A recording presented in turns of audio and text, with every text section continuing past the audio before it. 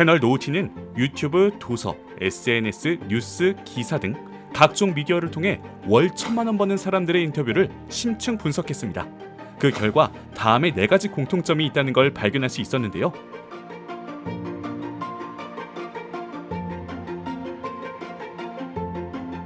퍼스널 브랜딩이 대세인 요즘 월 1,000만 원을 버는 이들은 SNS에 자신의 활동을 꾸준히 알려 인기를 끌고 몸값을 높입니다.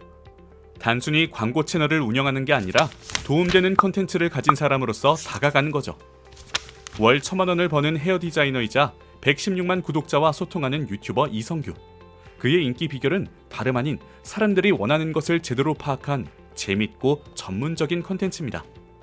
대표적으로 한 편에 1,700만 뷰를 기록할 정도로 인기를 끈 망한 머리 대회 시리즈가 있는데요.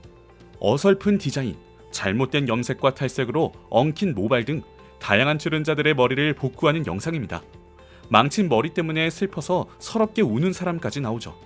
그는 평소 예쁜 사람들이 나와서 잘된 머리만 보여주는 건 공감이 어렵다고 느꼈고 절박한 이들에게 도움을 주기 위해 이 시리즈를 기획했다고 합니다. 덕분에 실제로 머리를 하려는 사람들의 예약이 폭주하고 탄탄한 팬덤을 형성해 MBC 예능에까지 출연하게 되죠. 17 어린 나이에 미용에 뛰어들어 30이 넘은 지금까지 미용사로 일하는 그는 미용에 관해서라면 가치 있는 정보가 무궁무진하죠. 퍼스널 브랜딩은 그 누구도 아닌 나로부터 시작합니다. 소통을 잘해 호감을 주는 이들의 소득이 높다는 건 익히 알려진 사실입니다. 월 1,000만 원을 넘어 연봉 10억 원을 구가하는 사업가 송명진.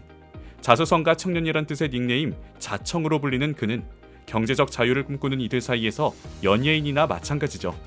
한때 오타쿠 인생에서 인생의 공략집을 알아내 큰 성공을 거뒀다고 자신을 소개하는 그와 대화하고 싶어하는 이가 많은데요. 그는 온라인 마케팅 회사, 유튜브 채널 컨설팅 회사, 북카페 등 여러 사업체를 운영하느라 바쁠 법도 한데 결코 적극적인 소통을 멈추지 않습니다.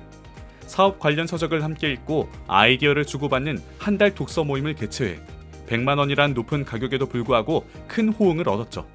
뛰어난 필력으로도 유명한 그는 29만 원짜리 전자책 초사고 글쓰기를 쓴 뒤 책을 읽고 한 달 동안 글을 쓰는 챌린지를 기획했는데요.